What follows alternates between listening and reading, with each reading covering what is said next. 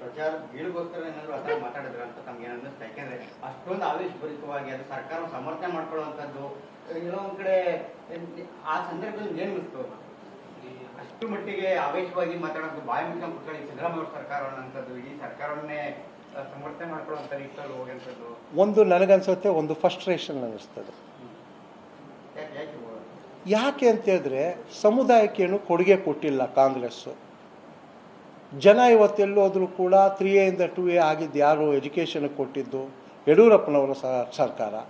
ಇವತ್ತು ಜಯಂತ್ಯೋತ್ಸವ ಅನೌನ್ಸ್ ಮಾಡಿದ್ಯಾರು? ಬಸವರಾಜ ಬೊಮ್ಮಾಯಿ ಅವರ ಸರ್ಕಾರ. ಇದ್ರ ಜೊತೆಗೆ ಕೈವಾರ ತಾತಯ್ಯನವರ ಒಂದು ಅಭಿವೃದ್ಧಿ ನಿಗಮ ಮಾಡಿದ್ಯಾರು? ಬಸವರಾಜ ಬೊಮ್ಮಾಯಿ ಅವರು. ಸಂಶೋಧನಾ ಕೈವಾರ ತಾತಯ್ಯನ ಸಂಶೋಧನಾ ಕೇಂದ್ರ ಅನೌನ್ಸ್ ಮಾಡಿದ್ದು ಬಸವರಾಜ ಬೊಮ್ಮಾಯಿ.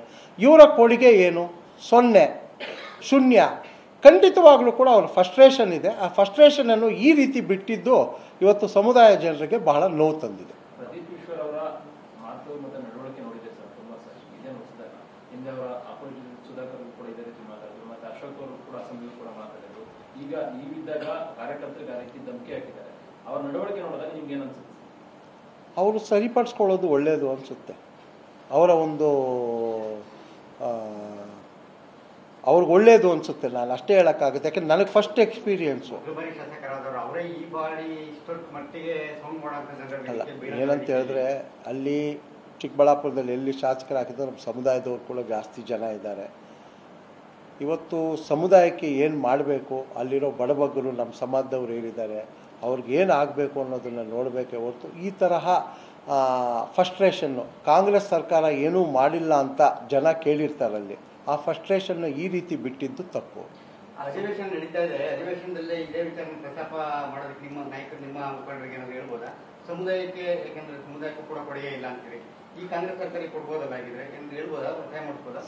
ಕಾಂಗ್ರೆಸ್ ಸರ್ಕಾರ ಮಾಡಿರೋದು ಅನ್ಯಾಯ. ಇವತ್ತಿನವರೆಗೂ ಕೂಡ ಆ ಪಕ್ಷದ ಯಾವುದೇ ನಾಯಕರಾಗಲಿ ಚೇಂಜ್ ತರಲಿಕ್ಕಾಗಿಲ್ಲ. ತಂದಿದ್ದೇ ಯಡಿಯೂರಪ್ಪನವರು ಮತ್ತು ಬಸವರಾಜ ಬೊಮ್ಮಾಯಿ ಅವರು ಅಂತ ನಾನು ಹೇಳಲಿಕ್ಕೆ ಇಚ್ಛೆ ಪಡ್ತೀನಿ.